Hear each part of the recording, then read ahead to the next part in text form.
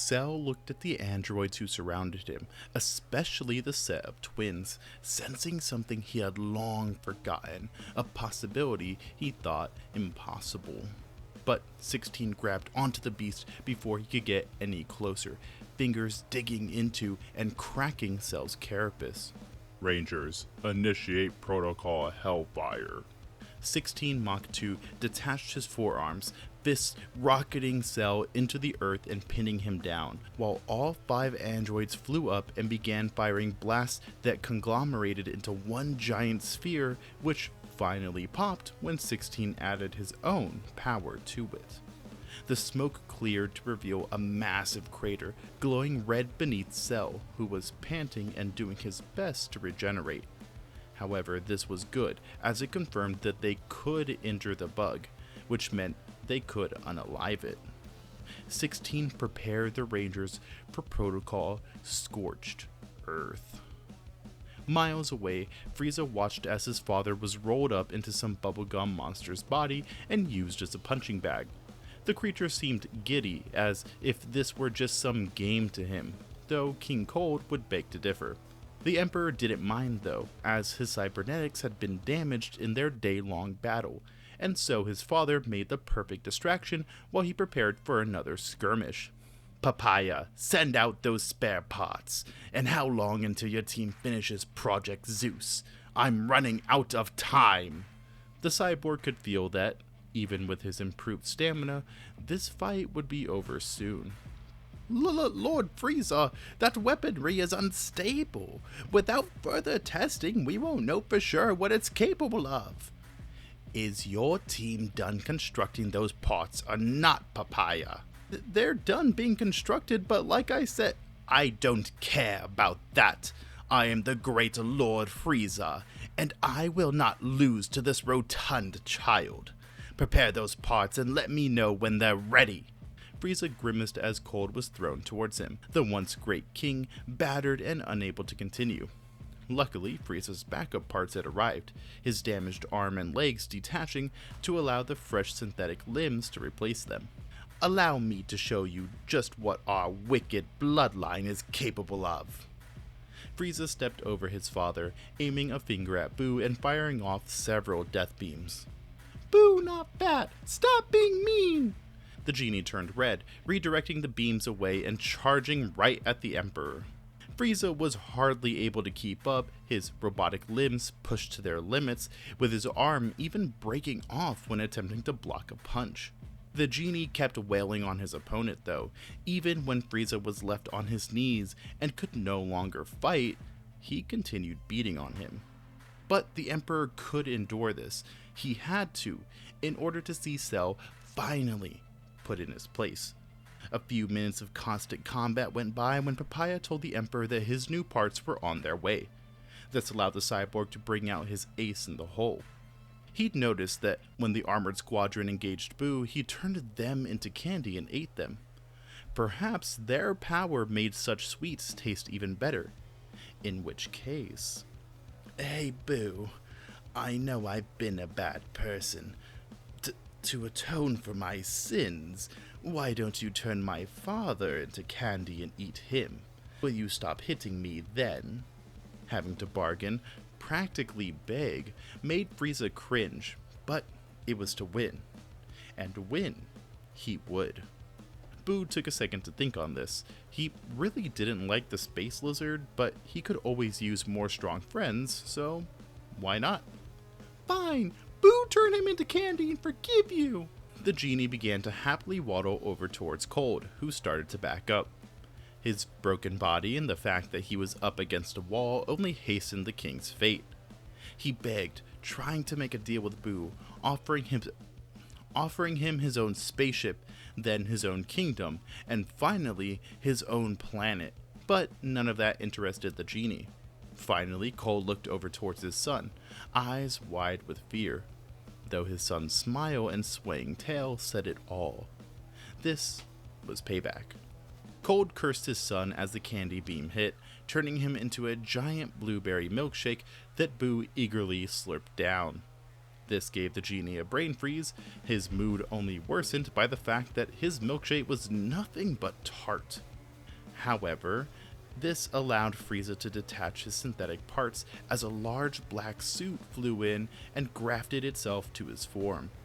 In this suit, he was taller, stronger, faster, and most importantly, more powerful. This was Project Zeus, meant to turn Frieza from a mortal into a god. Now, Boo, I know we just became allies, but you've only served as a hurdle in my quest for vengeance on the monster known as Cell. Frieza began floating, black clouds swirling around him, electricity arcing over his body. Cell. Yeah, he pretty mean, but he might like him, so Boo no beat him up. Boo watched as Frieza charged an attack, transmuting the lightning around into a large swirling dragon. I've no idea who this Hema is, but if she's loyal to Cell, then she too will perish. Frieza flew towards Boo, aiming a fist directly at his head. Back at Capsule Corp, Piccolo was facing off with Hema, despite their vast power difference. His stretchy arms and quick thinking allowed him to distract the girl, hopefully allowing the androids to finish off Cell. Nappa had helped Raditz and Gohan recover, despite giving them some flack for doing something so foolish. When Raditz gave his mentor the side eye, Nappa quickly followed up by saying that it was the most Saiyan-like thing he's seen in a long time. The Elder Saiyan stood up, looking over towards Vegeta, who was staring at the chocolate wafer Bulma had become. They both could sense the immense power of those that needed to be defeated, and knew what had to be done. You know, your father was always thinking of ways to defeat that cold bastard. Sure, we never got there, but I see that same spark in the youngsters. I hate to admit it, but even Gohan's got spirit. Vegeta knew what Nappa was trying to say. He was attempting to rally the prince back to his feet, and maybe it was working, or maybe it was just that annoying voice that was making Vegeta angry. But either way, he was the prince of the Saiyans, and should be leading his underlings into glorious battle. You know what, Nappa? You're right. If this is our last fight, we should go down as warriors. We Saiyans have fought tooth and nail every second of our lives, and that won't end now. As for you, Namekian and Earthling, you two are honorary Saiyans today, and will be expected to act as such. We will fight until our last breath. Now, who's with me? Piccolo didn't enjoy being called an honorary Saiyan, but the speech managed to rally everyone together. Vegeta powered up, rocketing forth and delivering a punch to Hima's jaw that caused her to fly into a skyscraper. The girl shakily broke free of the building, and when attempting to retaliate, Vegeta noticed she was sluggish and easy to read. He easily deflected a few swings from the girl, delivering a knee to her stomach and subsequent axe handle strike to the back. Hima hit the ground hard, only to get up once again, though Piccolo and Raditz flew in to confront her. They told Vegeta to go on ahead. They'd take care of the girl, while Nappa and Krillin flew off to intercept the Frieza force looking for the Dragon Balls. And Gohan, well, he wasn't sure what to do. Fine, I'll leave this girl to you. Boy, come here. We're going to make sure Cell is finished off. Once Vegeta and Gohan were gone, Hima began to up her efforts. It seemed, from what everyone could sense, that Cell was in trouble. King Cold had been eliminated, though it felt as if Frieza increased his power, something that frightened Raditz. But they didn't have time to worry about that, as Hima was more than enough for them. Piccolo used thousands of ki blasts to keep the girl from escaping, while Raditz engaged in close quarters combat. Despite her dislike of fighting, 21 was able to keep up and counter Raditz with brutal efficiency. The power difference made it easier than with Vegeta, however she still had little experience in an actual fight, let alone a 2v1. This allowed Piccolo to come up behind the girl and fire off a light grenade that managed to blow off her top half. This allowed Raditz to come in and use his Vacation Delete to keep the girl from regenerating by paralyzing her. The Saiyan followed up with a combo of punches and kicks, while Piccolo pulled out a small capsule, hoping this Hail Mary works. When Hema had finally regenerated, she noticed a swirl of ki surrounding her. Then she found herself swept up in it, starting to swirl around while simultaneously being pulled towards Piccolo. The android tried running away, tried flying in every direction, and at first it felt as if she could break out. But that's when Raditz returned, reinforcing the Mafuba with his own ki and helping Piccolo to get Hema into a capsule. They quickly seal said capsule, making sure this enemy wouldn't be able to escape. The two high-five each other before promptly falling to their knees, panting from the strain of such a technique. They could sense that Cell had completely disappeared, meaning they had done it. They had won. And if the androids could do all of that, then certainly they could defeat Frieza and that other monster as well. Right? 5 minutes earlier, 16, some bald guys named 26 and 27, Vegeta and Gohan, were standing over an injured Cell. 24 and 25 weren't allowed within melee range of the bug, instead providing cover fire from afar. 16 had been repeatedly blowing Cell away, creating massive craters in the ground, something the monster would use to his advantage. At first, he feigned weakness, allowing 26 and 27 to surround him, creating a triangular barrier which acted as a prison.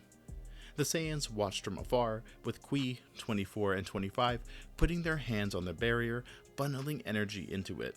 Cell knew an attack was coming, and so had to strike now or never.